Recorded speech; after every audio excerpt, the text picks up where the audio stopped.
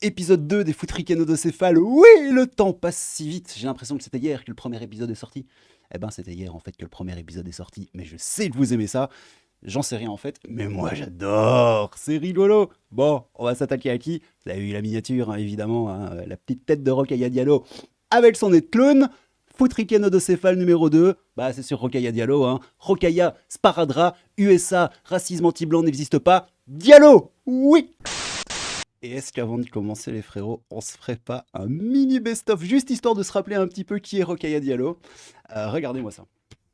Je suis très heureuse et très honorée de m'exprimer après tant de personnes de très grande qualité. C'est un plaisir et un honneur et un ravissement aussi pour les oreilles de vous avoir entendu. Je vous avoue que j'ai même le sentiment de participer à l'Assemblée constituante du Wakanda. C'est tellement merveilleux que j'ai l'impression d'avoir parmi moi les plus belles royautés afro-descendantes du monde. Mais oui, c'est clair. Petite deuxième perle de Rokhaya. Il faut arrêter avec ce qui est le plus chiant pour moi dans l'antiracisme, c'est le misérabilisme. Ce misérabilisme qui permet pour beaucoup d'exister, d'avoir des subventions, d'avoir une tribune. Mais ce misérabilisme est absolument insupportable. Alors, Rokhaya Diallo. Ah bah. Alors, je pense qu'il y a une erreur. Alors, déjà, je ne sais pas ce que vous appelez réussite. Moi, la réussite, je ne la place pas dans l'économie. Pour moi, la réussite, déjà, la première des réussites, c'est d'avoir de l'amour au quotidien et d'être aimé des miens. Moi, la réussite, je ne la place pas dans des millions d'euros. Je la place simplement dans l'accomplissement personnel. Mon accomplissement personnel, c'est que je suis une petite Française de Paris et que l'année dernière, je suis allée... L'année dernière, je suis allée m'exprimer à la tribune des Nations Unies. Aujourd'hui, j'écris pour le Washington Post, qui est quand même un des plus grands médias du monde, qui a notamment déclenché le scandale du Watergate. Et j'ai grandi dans le 19e. Alors oui, elle a bien écrit pour le Washington Post, hein, effectivement, c'est un grand média, un des plus grands médias du monde. Moi j'aurais dit quand même un des plus grands médias de gauche du monde, mais on va pas non plus enfiler des perles, faut pas déconner. Mais elle n'a pas écrit que dans le Washington Post. Parce que, écoutez, je suis sur le site officiel de Rokhaya Diallo, c'est rokhayadiallo.com. Je peux pas trouver moins fachosphérisant que ça. Elle a aussi écrit pour Libération, hein, c'est fantastique, hein, bien sûr. C'est fantastique. Très rigolo, parce que si tu vas sur son site et que tu vas sur le truc de Libération, sur le lien qu'elle a mis de ces articles de Libération, 404, hein, cette page n'existe plus. Donc on ne sait pas ce qu'elle a écrit, mais en tout cas, elle l'a fait, c'est sur son site officiel. Donc il n'y a pas que Washington Post, mais il y a un truc qu'elle a pas dit aussi, parce qu'elle a écrit pour quoi? Oh, elle a écrit pour Al Jazeera. Oui, Al Jazeera, les amis, c'est ouf. Ça, évidemment, elle ne le dit pas. Et j'ai juste lu un petit article, bon là il est en français, hein, donc c'est Rokhaya Diallo qui écrit dans Al Jazeera en disant la France continue de nier le racisme et les violences policières. C'est du discours américain collé sur la France. Elle dit même que les États-Unis sont une chambre d'écho de la France, alors qu'en fait c'est exactement l'inverse. Elle t'explique qu'Adama Traoré c'est la même chose que George Floyd. Enfin bon bref, c'est du ouin-ouin comme d'habitude. Elle reprenait à l'époque dans son article les histoires. Vous vous rappelez de Camilla Jordana qui avait dit les hommes et les femmes qui travaillent en banlieue sont massacrés sans autre raison que la couleur de leur peau, c'est un fait. Donc voilà, enfin bref, elle reprend tout ce discours indigéniste et moi je crois profondément raciste, mais ce n'est bien sûr que mon avis, les amis, pas de diffamation. Il y a des milliers de personnes qui ne se sentent pas en sécurité devant un policier en France et je fais partie d'eux. Donc Rokhaya Diallo nous dit quand même qu'elle fait partie des gens qui ne se sentent pas en sécurité en France devant un policier français. Ça m'étonne quand même un petit peu, hein, on va pas se mentir. Et puis là, elle te sort une histoire, je l'ai découverte en le lisant. Elle a quand même été déterrée un truc de 1999. Désolé, hein, je suis belge. Donc elle dit en 99, ce que l'on appelle le pays des droits de l'homme est devenu le premier État de l'Union européenne à être reconnu coupable de torture par la Cour européenne des droits de l'homme basée à Strasbourg pour des abus violents et sexuels sur un jeune homme en garde à vue. La victime, Ahmed Selmouni, était un citoyen français d'origine maghrébine. Alors j'ai un peu regardé cette histoire, Ahmed Selmouni. A priori, les flics se sont pris de la tôle. Le mec aussi, il a pris 15 ans derrière pour trafic de drogue. Ça a l'air d'être une sale histoire. Il y a des histoires de S non consenties en mode matraque dans le fion, un peu à la Théo, tu vois. Théo qui s'est avéré être un énorme mytho, hein, mais bon, voilà, on va pas non plus trop rentrer dans les détails. Mais donc, a priori, elle a raison. Maintenant, selon moi, prendre un exemple d'un truc qui date de 1999, qui est arrivé une fois, n'est pas suffisant pour prouver le côté systémique d'une société. Bon, bref, mais voilà. Elle a lâché sa petite crotte de nez sur une histoire un peu obscure qui s'est passée en 1999.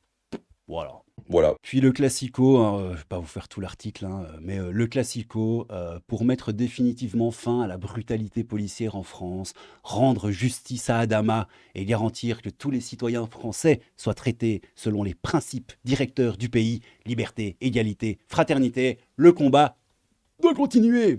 Et d'ailleurs, en parlant d'Adama, mais il y a un truc que je comprends pas, c'est qu'ils ont fini par avoir justice pour Adama. Voilà, il y a eu un non-lieu, hein, donc la justice est passée par là, donc justice pour Adama, ce qui est bien. Et Assa Traoré, elle dit quoi? Elle dit nous contestons ce non-lieu qui est une honte pour la justice française, qui est une honte pour la France. J'ai mal à ma France, les amis. A dénoncé la sœur d'Adama Traoré, donc Assa Traoré, sur le plateau de la chaîne, je sais pas où, c'est une chaîne TV, on s'en fout, c'est France Info, je crois. Tous les éléments sont là pour dire que les gendarmes sont responsables. C'est un non-lieu aujourd'hui que nous allons amener dans la rue. Voilà. Donc moi j'ai envie de vous dire, justice pour Adama les gars, c'est pas fini. Et ça c'est beau. Bon, je lâche ma fourchette, désolé pour ça. Je sais pas pourquoi j'ai une fourchette. Je sais pas. Désolé pour ça. On revient au petit best-of. Bon, j'ai pompé les passages sur la chaîne de VA+, hein, je vous mets le lien en description. Mais voilà, regardez-moi ça, les petits poteaux. Oui, dans votre livre, vous dites il n'y a pas d'un côté les méchants, Eugénie Bastier, elle, la goth, Eugénie Bastier. d'un côté les gentils. Il ne faut pas finalement être dans un antiracisme moralisateur. C'est un système. Mais il y a un peu les méchants et les gentils, je suis désolée, dans votre livre, parce que vous dites d'un côté, il y a les Occidentaux. Ça me fait penser à l'homélie du père Attali. Oh, il y a les gentils et les méchants. Mais ça ne se passe pas comme ça, monsieur Attali. Non, sauf pour vous, monsieur Attali. Ah bref. Qui sont méchants, qui ont une histoire d'esclavagisme, de colonisation, et de l'autre, il y a les peuples dominés qui ont toujours été les victimes de l'histoire. Mais vous ne parlez pas, par exemple, de la traite arabo-musulmane, qui, on le sait, a aussi fait beaucoup de victimes dans l'histoire. Pourquoi il n'y aurait que l'Occident qui se repentirait de ses fautes? Première chose. Et deuxième chose, quand on lit le titre de votre livre, Kiffe ta race, on a l'impression que tout le monde est invité à kiffer. C'est le nom de son podcast aussi. Elle a un podcast qui s'appelle Kiffe ta race. C'est beau. Sa race, sauf les Blancs. Les Blancs, eux, ne peuvent pas. On a l'impression que tout le monde est invité à kiffer sa race, sauf les Blancs. Les Blancs, eux, ne peuvent pas kiffer leur race, puisque leur race est identifiée à une identité de pénitence exclusive. Et vous parlez du racisme anti-blanc dans une seule page, à la fin, pour dire qu'il n'existe pas. Je tape pas sur le physique ou quoi que ce soit, hein, mais elle a l'air un peu tendue quand même, Rokhaya Diallo, avec son sourire figé. Depuis tout à l'heure, c'est un peu tendu, hein? Hein, Rokhaya? Je dis t'es tendu, Natacha, c'est tout. Puisque je vous cite, les personnes blanches n'ont jamais fait l'objet de théories qui les minoraient en tant que blanches, tout en donnant lieu à des traductions institutionnelles et étatiques. C'était vrai dans le passé, mais c'est plus vrai aujourd'hui, parce qu'il y a des théories qui minorent les personnes blanches. C'est justement la théorie de la race, c'est justement la théorie de la blanchité et du racialisme, qui par exemple fait que certaines institutions emploient la discrimination positive. Oui, je pense que s'il y a un racisme qui est... S'il y a un racisme qui est systémique aujourd'hui, c'est le racisme anti-blanc. Et je vais y aller très vite. Et en Grande-Bretagne, par exemple, vous avez un orchestre qui s'est séparé de 14 musiciens blancs. Pourquoi? Parce qu'ils étaient blancs. C'est pas du racisme, ça, Rokhaya Diallo? Je me moque complètement. Voilà, elle répond pas sur le coup. Moi, je trouve que c'est un très joli headshot d'Eugénie Bastier. Je sais pas ce que vous en pensez. Bon, alors, retour rapido sur cette histoire de sparadrap, parce que c'est quand même profondément rigolo. C'est sur Valeurs Actuelles, hein, vous allez voir que Valeurs la troll de ouf. Et nous avons rarement eu une vigilance aussi efficace et assidue. Oui, grâce à Rokhaya Diallo, le racisme est traqué dans tous les recoins de la vie quotidienne jusqu'au pansement, car la compresse située au centre du pansement est blanche. Et comme vous le savez, c'est très grave. Elle écrit très justement la chroniqueuse sur Twitter. Si l'on suit le référentiel de cette dame, nous ne sommes pas loin du crime contre l'humanité. Celle-là, je dis qu'il la troll, tu vois. Bon, bref. Lisons la conversation Twitter pour essayer de comprendre cette pensée iconoclaste. Le raisonnement est le suivant. À un internaute qui lui faisait remarquer que les pansements transparents existaient, la militante a répliqué que la compresse du pansement était blanche, ce qui se voit sur une peau noire. Autant que les pansements avec les bandes adhésives roses. A l'inverse, les personnes de couleur blanche peuvent bénéficier de pansements plus discrets. Est-ce de la discrimination? Mais pourquoi nous orienter vers des pansements transparents sous lesquels la compresse blanche reste vide? Ouais, c'est la base, elle voulait que les pansements soient de couleur et vu que la compresse était encore blanche, ça lui allait pas, quoi, tu vois. Je vous spoil tout de suite, hein, c'est une question de saturation en fait, c'est aussi simple que ça, c'est que genre si t'es médecin, pour voir si tu dois changer le pansement ou pas, bah, tu regardes la couleur de la couleur de la compresse, au mieux, qui est blanche, parce que ça absorbe le sang et que tu vois la couleur. Si le truc est noir de base, bah, tu sais pas quand il faut la retirer. Enfin bon bref, c'est vraiment basiquement, bêtement ça, surtout qu'en plus l'économie, la loi du marché n'a pas de couleur ni rien du tout. Si les sparadraps noirs se vendaient très bien, il y en aurait partout. Mais c'est pas le cas parce que ça n'a aucun sens. Voilà. Voilà. Discrimination.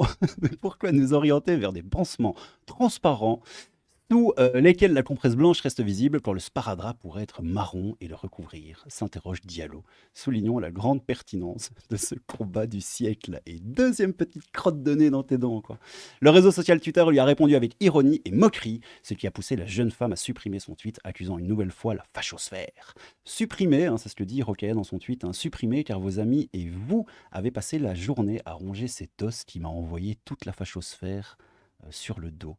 Quand je vois la place que cela prend sur votre timeline et celle de Bouvet, j'ai pas la ref, j'ai honte pour vous, pathétique, et je maintiens mon propos. Alors je sais pas si elle maintient le fait que ce soit pathétique ou si elle maintient que les sparadraps avec la compresse blanche c'est très grave, je sais pas, mais en tout cas, comme vous avez remarqué, c'est relativement claqué au sol. Et pour un tout petit peu plus de mise en contexte, bon, j'ai retrouvé les tweets en question, ils ont été effacés par Rokhaya, mais Twitter n'oublie rien, Internet non plus, hein. Donc elle avait tweeté le 2 mai 2018, la compresse située au centre de ce pansement est blanche. Voilà, ça avait l'air d'être très grave. Vous n'avez rien compris, je disais que les compresses blanches n'étaient pas invisibles, même quand la bande adhésive l'est. Voilà, les compresses blanches, hein, très grave. Mais pourquoi nous orienter vers des pansements transparents sous lesquels la compresse blanche reste visible quand le sparadrap pourrait être marron et la recouvrir? C'est ce que je vous ai lu juste avant. Ah bon, voilà, comme ça vous voyez les tweets, c'est pas du mytho ou quoi que ce soit, hein, ça a vraiment été un espèce de délire, le sparadragate. Perso, moi, ça m'avait fait mourir de rire. Parce qu'encore une fois, hein, la saturation, aussi simple que ça, voilà. T'es un médecin, en même pas un quart de seconde, tu peux la regarder et lui faire fille, tu racontes n'importe quoi. Bref. Bon, voilà, maintenant que c'est fait, cette petite découverte ou redécouverte des perles de Rokhaya Diallo. En vrai, j'aurais pu faire 2 heures de vidéo, d'ailleurs peut-être qu'un jour je le ferai, parce qu'il y a beaucoup de dingueries, les frérots. Elle a dit quand même beaucoup de choses un petit peu capillotractées, hein, on va pas se mentir. Mais voilà, le 3 septembre, donc c'était hier, hein, si je dis pas de bêtises, on est le 4, ouais c'est ça. Donc le 3 septembre, elle disait ça, sur l'abaya, hein, abaya my lord, abaya, hein, toujours en boucle, sur cette histoire d'abaya. Certaines personnes ne comprennent pas le principe tout simplement de à l'école, tu laisses tes croyances à l'extérieur. Bref, donc évidemment, Rokhaya Diallo est venu au secours des pro-abaya et des anti c'est pas bien, Darmanin, machin, il a fait le méchant parce qu'il a interdit les abayas dans les écoles, etc. Bref, t'as capté, écoute-moi ça frérot. Non, mais je trouve ça incroyable de demander aux gens d'oublier leurs origines dès lors qu'ils franchissent le seuil de l'école. L'école, en fait, ce qu'on oublie, c'est que la laïcité, ce n'est pas un principe d'interdiction, c'est un principe d'égalité. On omet systématiquement d'associer au terme de laïcité le terme de liberté de conscience. Je rappelle que le premier article de la Constitution en France dit que la République respecte toutes les croyances. Il n'est pas question, lorsqu'on rentre à l'école, de devenir un être neutre, dépourvu de toutes ses convictions. Personne ne dit que tu dois devenir un être neutre ou quoi que ce soit, hein. C'est juste, voilà, comme il dit, mettre tes convictions de côté. Enfin bref. Mettre de côté ses convictions religieuses. Mais c'est absolument pas vrai, pardon. Si vous allez dans une... Monsieur, si vous allez dans une cantine scolaire, vous n'oubliez pas que vous êtes juif ou musulman et vous ne vous mettez pas soudainement... La fameuse cantine scolaire, qui n'a rien à voir, en fait. À consommer de la viande de porc parce que, au nom d'une espèce d'identité qui serait éthérée et... Ces histoires de cantine scolaire, selon moi, c'est plus un passe-droit qu'autre chose. Ça veut pas spécialement dire derrière. Enfin, tu peux pas utiliser le principe de la cantine scolaire pour dire ok, vu que les cantines scolaires, alors on peut y aller en wololo, on peut y aller en abaya, en niqab, en machin. Moi, je peux y aller à poil si je veux. Mon voisin qui croit en Dieu, le Dieu ver de terre, il peut avoir sa petite couronne de ver de terre qui pendouille, hein, parce que c'est sa croyance. Donc voilà. Enfin bref. Je pense que c'est complètement claqué au sol. Et d'ailleurs, je repense à cette histoire. C'était Sarkozy, je crois. Ouais, Sarkozy. Le petit, s'il ne prend pas de jambon, il aura une double ration de frites. C'est ça, la République. Enfin bref, c'est n'importe quoi. Et déconnecté de votre identité. Votre identité, vous la portez partout où vous êtes, que vous soyez dans les murs d'une école ou à l'extérieur. Vos convictions, vous ne les oubliez pas. Si vous ne croyez pas, si vous croyez en Dieu, vous ne vous mettez pas soudainement à ne plus croire en Dieu parce que vous êtes dans un sanctuaire républicain. C'est faux. Mais personne ne te demande d'arrêter de croire en Dieu ou d'arrêter d'avoir tes propres croyances en rentrant dans une école, en passant le seuil de l'école républicaine. C'est juste qu'en fait, tout ce bordel-là, tu le laisses dehors. Parce que l'école, c'est un lieu, c'est un genre de sanctuaire où tu es censé travailler, te former, etc., etc. Bon, encore une fois, hein, comme j'ai dit tout à l'heure, c'est de la théorie. Voilà. C'est jamais que mon avis, évidemment. Hein. Si vous pensez qu'on peut rentrer en abaya, en niqab, en camis, en boubou, en ce que vous voulez. Moi, demain, je vais être bouddhiste, tendance ver de terre dans le nez, parce que je crois en Dieu ver de terre. Et qui êtes-vous pour me dire que ma croyance n'est pas la bonne? Voilà, ça va vite devenir un énorme wololo dans les écoles, dans les classes, ce qui est déjà le cas, mais bon, encore une fois, la laïcité, c'est un peu comme on veut, où on veut, et les gens ont chacun leur petite définition du truc en fonction de leur idéologie. On va finir, les frérots, par un commentaire que j'ai trouvé particulièrement pertinent et qui nous vient de Lise Santolini, avec un drapeau russe, aïe aïe aïe, c'est très grave. Et elle nous dit quoi, l'amie Lise? Elle nous dit: mais personne ne demande à qui que ce soit d'oublier ses origines. Avec toutes les communautés qui vivent en France, dont les enfants fréquentent écoles, collèges et universités, a-t-on déjà demandé à des Indiens, Chinois, Vietnamiens, Sikhs, etc. d'oublier leurs origines? Non. Sont français de sol ou de naissance par leurs parents, fréquentent des établissements laïques pour la plupart, mais conservent leurs traditions et coutumes chez eux. Comme tout un chacun, et cela est valable aussi pour ceux d'obédience chrétienne, le vrai problème est celui de cette autre communauté qui se dit française, qui se veut française, mais qui place sa religion en amont de la République. Cette communauté qui se dit française ne l'est pas et ne le sera jamais. Bien sûr, ce n'est que l'avis de Lisa Santolini, moi je ne fais que lire, je ne suis que paix et amour, attention. Pas de diffamation. Cette communauté qui se dit française, je vais pas le répéter en plus, car elle obéit à la loi séculaire qui dit que leur religion passe avant tout. Oui. Et écoutez, lisez le Coran. Moi, je vais bientôt recommencer mes lectures du Coran en vidéo. Ça va en faire rager 2-3, je crois, mais il y a des choses qui doivent être dites et j'ai des trucs à dire sur ce bouquin en fait. Donc, on va faire ça en vidéo. Donc, car elle obéit à la loi séculaire qui dit que leur religion passe avant tout et tente de l'imposer par tous les moyens, que cela soit celui-ci ou un autre. Cette communauté se veut vivre en parallèle de la société française, mais ne veut pas en faire partie. Ce n'est bien sûr que l'avis de Lise Santolini avec un drapeau russe. Ça, c'est très très grave. Standing with Russia. Voilà. Mais il y a lui, il se fout de sa gueule à cause de son drapeau russe. Ils s'en foutent royalement de la religion, les mêmes qui vivent de trafic. Ils avancent juste pour nous soumettre. La plupart n'a pas lu le Coran et ne le comprendraient même pas. Ils sont juste sous la coupe des gourous de cité qu'ils appellent imams. Bon, vous avez un peu capté le délire. Évidemment, je ne vais pas tout lire, je vous l'ai déjà dit. Vous avez, à mon avis, compris pourquoi je ne le ferai pas, parce que sinon ma chaîne, elle va faire bims. Donc, je vous propose, si ça vous intéresse, de taper Abaya ou de regarder sous le tweet de F de Souche que je vous ai présenté dans la vidéo. Je vais le mettre en description, comme ça vous le trouverez facilement. Merci à vous d'avoir regardé cette petite vidéo. Je ne sais pas si intéressante ou pas intéressante. Moi, ça m'amuse. Franchement, ça m'amuse. Je le fais pas tant que ça en wololo, parce que j'ai un peu bossé en amont, etc., pour vous sortir les trucs, les infos. Enfin, il y a un petit fil conducteur. Après, c'est vrai qu'il y a un peu d'impro, tout ça, mais il y a quand même un petit fil conducteur.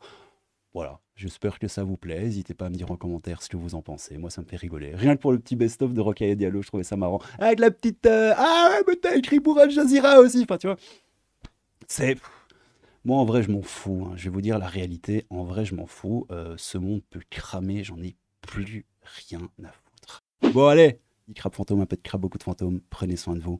Et à très bientôt. You!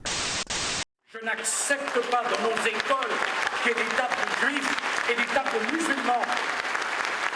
Et si dans sa famille, on ne mange pas de porc, eh bien, le jour où à la cantine, il y a des frites et une tranche de jambon, eh bien, le petit ne prend pas de tranche de jambon et prendra une double ration de frites. C'est la République. La même règle et le même menu pour tout le monde. C'est ça, la République.